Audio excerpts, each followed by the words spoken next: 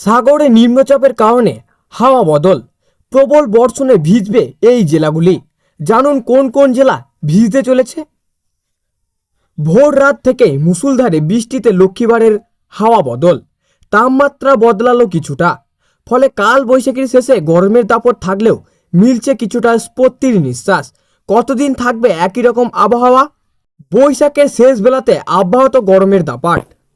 বুধবার গভীর রাতে কাল বৈশাখীর কারণে তাপমাত্রা কিছুটা নামলেও হাওয়া অফিস বলেছে আপাতত দক্ষিণবঙ্গে ঝড় বৃষ্টির সম্ভাবনা কম, তবে দাপট বাড়বে উত্তরবঙ্গে। উত্তরের জেলাগুলিতে ভারী বৃষ্টির সতর্কতা জারি করেছে আলিপুর আবহাওয়া দপ্তর।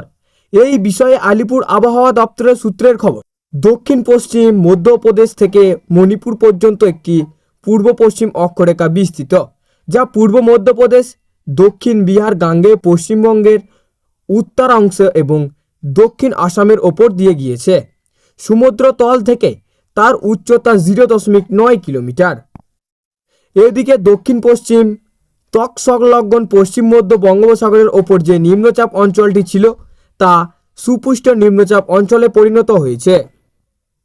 হাওয়া অফিস জানিয়েছে যে সমুদ্র তল থেকে 5.8 কিলোমিটার উচ্চতায় একটি ঘূর্ণাবর্ত রয়েছে, তবে নিম্নচাপ অঞ্চলের সরাসরি কোনো প্রভাব পশ্চিমবঙ্গের ওপর পড়বে না।